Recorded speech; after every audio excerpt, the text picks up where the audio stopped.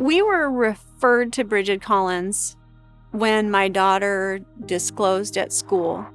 The school counselor called me and said, your daughter has opened up about something that has happened, and I think you need to come into the school.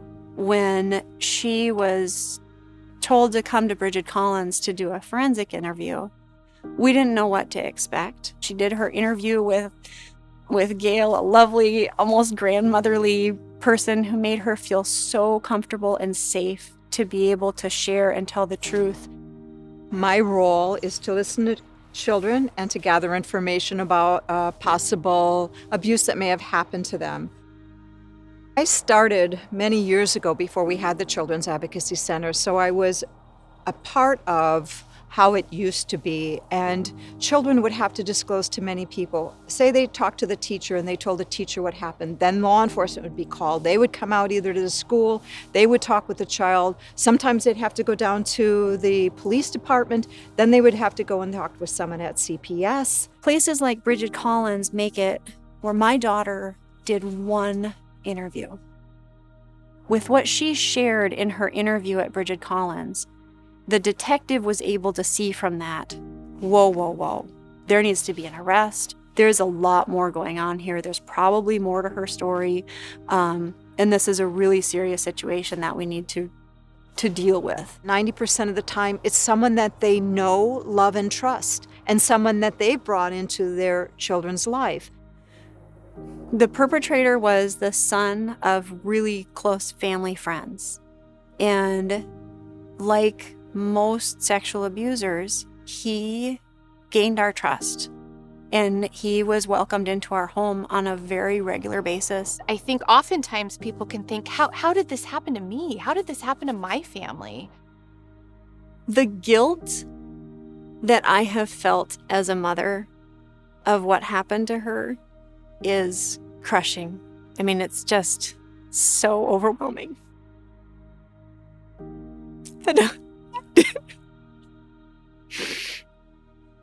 I didn't prevent it. I couldn't prevent it. I didn't know, and I couldn't stop it. And even with me doing the best that I could, it still happened. The effects of sexual abuse doesn't discriminate, that it really can affect every family potentially.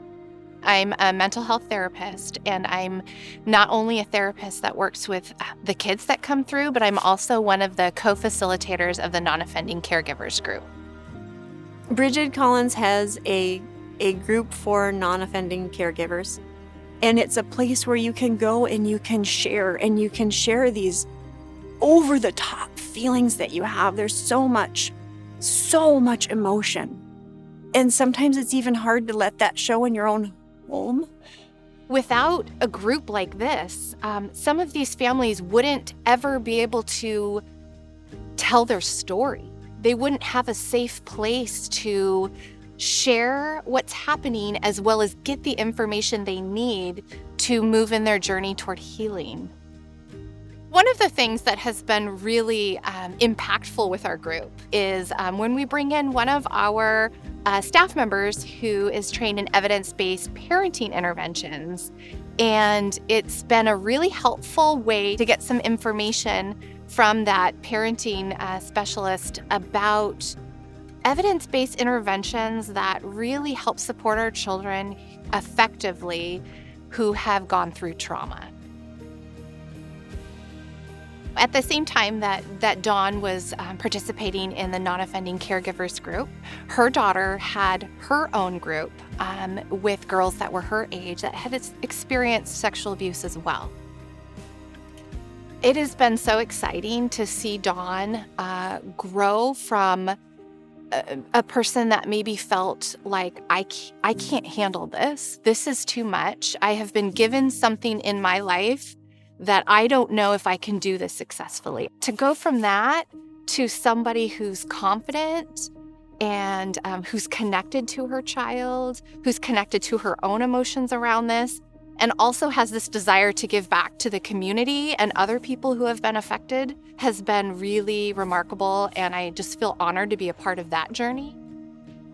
Bridget Collins has just given and given to us and supported us in every step along the way. There have been some really, really dark moments for our family. And for a lot of families who have been through this, she is not alone in what she experienced. Unfortunately, abuse and neglect is such a part of our community that there is such a need for our agency. It's going to take a community to end child sexual abuse, and we need everyone's help to do this. We can't do it alone. I don't know if my daughter would be here.